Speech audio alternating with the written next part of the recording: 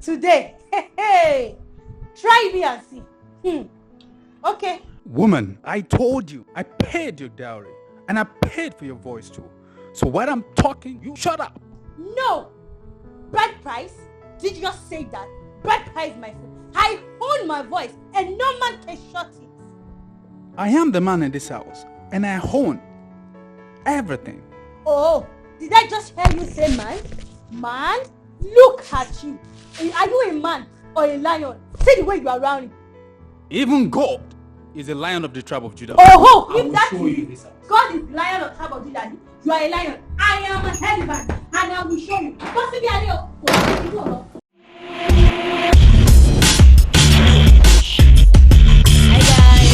Hi everyone. Hi everyone. Welcome again to Love and Matters, where we discuss love, matters, share experiences, discuss principles relating to relationship and marriage. We believe you enjoyed the short intro. Thank you again for joining us. God bless you. Welcome everyone in today's episode, which is the third episode since we started Love and Matters channel on YouTube. Thank you everyone for always following our episode. Yeah, today, like I said earlier, is the third episode, and since we started the principles of a successful marriage, and today, yes, we'll be discussing positioning in marriage, the role of the wife, the role of the husband, the role of the children. All these we'll be discussing, and also the role of family, friends, I think relatives at large, yeah, and neighbors, everybody, how everyone comes to play and where they are positioned as regards our marriage. All these we'll be discussing in this episode. Well, welcome back. Who take the leadership role in the home? The wife, the husband? Who? What's your choice? You know, marriage is not like a political realm where you choose a leader today and tomorrow you impeach that leader and elect another one. You know, it's a lifetime. We are not in US. It's a lifetime thing. So we need to walk by the principle of marriage. But for me, I would say they both have responsibility to take. They are both in charge of the smooth running of the home, just like you have the president of a country and the vice president. Their job is to ensure the smooth running of the country. You have a pilot and a co-pilot. As a matter of fact, the co-pilot might have more understanding, but he is the co-pilot or she is a co-pilot and he is a pilot. So they are both to ensure, put all their resources together, put all their experiences together, put everything in them together to ensure a successful landing of the plane. But there has to be a leader. There has to be someone who leads the team. And that is the position God has placed man from the beginning of age. The man will be the head of the woman, will lead the home. And I think there shouldn't be any controversy over that. It has been like even I look at different countries of the world, I look at different culture, you look at everything. It's not about being a Christian, it's not about any religion, it's not just about culture. It seems to be a thing, a natural thing that is being practiced all over the world. Even in primitive area where civilization has never gotten to, you see man leading. So it's not about Christianity or whatever. The man is the head and it should ensure to be the head in the sense of making sure of the smooth running of the home, not allowing any lapses, not allowing the enemy to take charge or to hijack the wheel of the home from his hand. Just like the example we saw online the other day, where someone was talking about keeping malice in home. Someone dropped a comment that her husband Has PhD in keeping malice. Just imagine, husband having PhD in keeping malice. The devil to take over the wheel from me. The devil has already taken over. If the leader is already keeping malice. Then a particular man said, no, the devil has failed in this aspect. You will not run my home for me because I am in charge. That is the man who knows his position. Your wife is your wife. You are the husband. You are the head. No matter what is going on, you should be the one you should be mature emotionally. In charge. You should be able to accept excesses. Be in charge. Yeah, just like the Bible said that in the book of Ephesians, that it said that the man is the head of the home, just as Christ is the head of the church. Yeah, the man is the head, and at no point should we feel like, yes, we are equal partners, so then I can be the leader too, so let the man just shut up, let him keep quiet while I run things. No, at no point would you see a co-pilot stand from his own seat and take over from the pilot. Ask the pilot to, keep short, man, because I know more than you, or I know as much as you know, so you keep quiet, take over. I want to take on the journey. No, you know enough to support, right? Yes. You know enough to support the leader. So that is what I think that should be the role of a woman, in supporting the leader of that home, who is the man. The man. Yeah.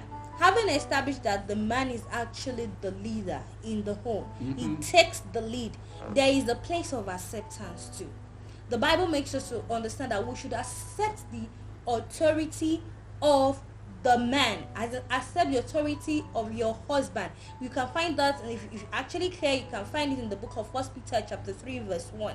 It actually admonishes the woman to accept the authority of the husband, and down that particular passage made reference to Sarah, how she treated her husband Abraham, that we should that we are daughters to her, and then we should be found taking such role as well. Talking of acceptance, what are the things we are expected to do? We are expected to let the man be the leader that he is. We are expected to respect the hierarchy in home. Just like many of us, it's so funny that we so much treat our boss like God in the office, but when we get home, we treat our husband like he's nobody. Like a pastor once said, he said, you kneel down to your pastors in the church. You respect them like they are angels, they are God. But when you get home, you disrespect your husband anyhow. I remember that. I remember. The most important thing is the mentality behind it. That this man should be respected. In fact, to me, I don't feel there's anything even wrong in it. The Bible says you should respect your husband. He is the head. You kneel to God. Yes. Likewise, I see no big deal. If you feel like kneeling to your husband, oh yes, you can. But nobody is saying you turn into habit. You know, there's some family that even if the husband wants to eat, the woman remains on her knees while the husband finishes the food. No, that is not what we are saying. We're not saying slavery. But there's a level of respect. You can kneel to your pastor like 1,000,001 times before you leave the church, and to just kneel to your husband to say probably a good morning or a thank you. You know, it's a big deal. I'm not saying yes, it happens practically in our family every day where we get to kneel to greet her, like where I get to kneel to greet him every morning. No. But there are times you have to do it, or you feel like doing it. He's the head. You need to respect him. Another thing I think we should talk about is competition in homes. Me, I don't understand. First, second. Like seriously. You know, you see a situation where a man is saying, my wife cannot be richer than me. And I always be like, you guys claim to be one. You are one, you've agreed to be together. You are one flesh, one body. You should work together as a team. And as a team leader, you are to ensure the full maximization of the potential of your subordinate or your team. You are a team leader in the home. Be the leader that you have to be. Just imagine you are a salary earner and your wife is a businesswoman. A businesswoman can earn, it's possible to just make a profit that is more than the husband's salary in 1 week. Will you tell her to stop doing business just because, I don't want her to be richer? Or you set fire on your... Because you don't want your wife to be richer than you. I don't know where that is. It's not in the Bible. It's about fully maximizing one another. So never be intimidated by your wife's success. There should be no competition. I don't understand where the competition is coming from. I think it's just the devil like breathing into your thought. Just like you see a Okonjo-Iweala, for instance, Imagine she doesn't get the support from her family. Ah, my God. I'm just thinking. The woman Imagine will she be doesn't frustrated. get any support from her family. Maybe the husband is like, oh, Okonjo, come. You are running too fast. So it's just in your hand to make sure there shouldn't be any competition between the wife and the husband. You are one. Be in one accord. Wife, this is to us. Like you already said, no competition. Please, we are to be support system to our husband. Some wives too actually make some men feel uncomfortable. Like they make their husband feel like they are running a race. It's a competition. Like, oh, did you just eat that? I'll make sure I do more than him. No. We are to assume our position, and that is us being a support system to our husband. God said something to Adam then when he created. He said, I will make a companion for you that will help you. God already know that a man cannot successfully run his life without having someone to help him, and that is who? A woman. Adam himself named Eve woman. Like someone was taken out of him. He made use of that support system. Like, Eve, you are my support system, and that is what we are expected to do. Man, utilize it. Never should you feel like your wife is not enough, like she's not intelligent enough, she's not smart enough. Yes, fine, she might not be smart in all things, but that aspect you feel she's very good, tap into that. She's part of the resources you have to run the home. Make use of it. I think that is another problem, in a sense where the man's ego is making him not to even take advice from the home. You know, to me that is like a country that has a crude oil and still experience scarcity. You know, it's either is not maximizing that resources or is not even tapping from it at all. The wife is part of the resources of the success of that home. And if you don't maximize it, if you don't make use of it, the home suffers. So we need to understand that yes, your wife is an asset, not a liability. Even I think a man of God said something recently, and I love that. He said, you saw him or you saw her, you saw your partner the way the person is before you said yes to the person. So if the person, if he's leading and you feel like, oh, it's not wise enough, it's not like you know say, hey, Mr.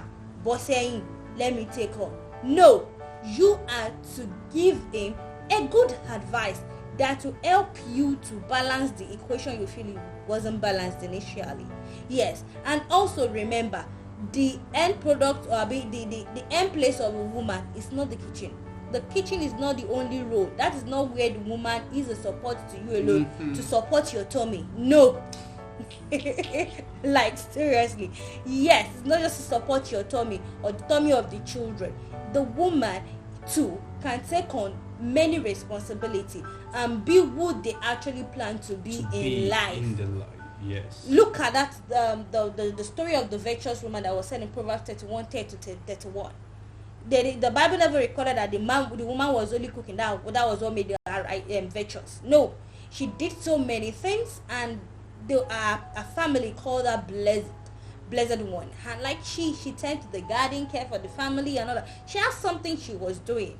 So please don't feel like the kitchen is the only place a woman can function in terms of support. Also, husband, love your wife.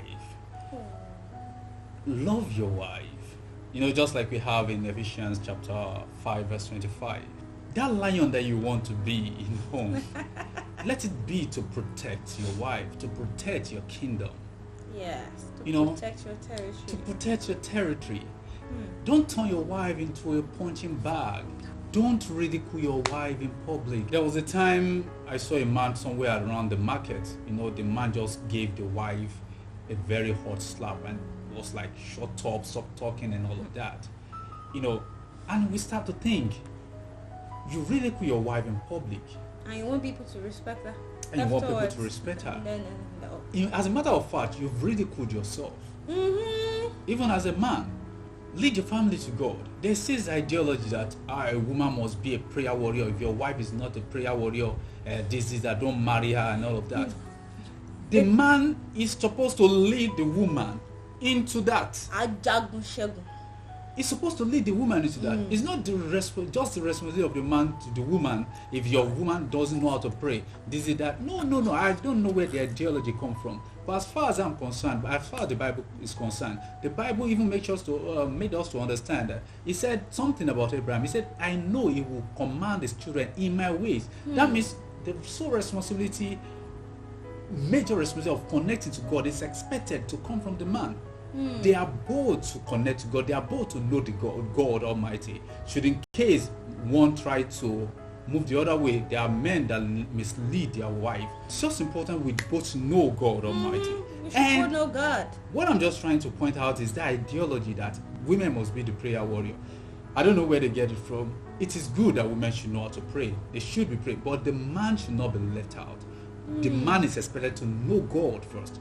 That is when the love of God will flow through your heart to your wife, to your children. And I think that informs the bottom line of every family. You know, every family should have a bottom line on which they operate. Or, you know, for a family who has vision, which their vision is not television, you would know that you should have reasonable bottom line. Like, you know, the number one goal of the family is that you lead your wife, your children, and yourself to God's kingdom. At the end of the race, you should know that, okay, your family will be the number one family known to be responsible, to leave good impact in life. You know, you should, in the society, you define what your bottom line is, that you want to run a successful marriage, that everybody want to emulate the things you do. You know, it's part of it, and it starts from the man, who is the head of the family, who has been nurturing the family and loving the wife. It all boils down to leadership. We need to keep this principle and pass it to our children. This also affects our children. Our children are part of the team, and this is important. We need to carry them along. You don't belittle them anyhow. They are part of the team. The children are actually an integral part of the family. We should corporately discipline them. Every company has a corporate culture, so every family should have a corporate culture. If the man is saying no child stays out till 6 in this house, the woman should support as well. Not like the man is saying 6 and the woman is saying melo. There are other people too that their children comes in like 8 and 9. 8, 9 is not too much. You can stay till 8 or 9. No, it doesn't matter. No, please, we should corporately discipline our children. Let them know that they are part of the team. It is a moving vehicle and you have a destination. Carry them along. And never place your children above your wife or your husband. It is you, the two of you from the beginning, and it will be the two of you till the end. And that is very important. Yes, they are part of the team. Take care of them.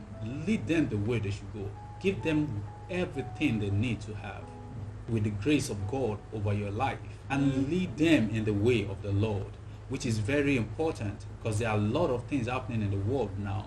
There are a lot of ideologies flowing here and there that is destroying the mind of both young and adult. Yes. And we don't know these things are affecting us. We are seeing it as norm. We are already accepting them as norms into the society.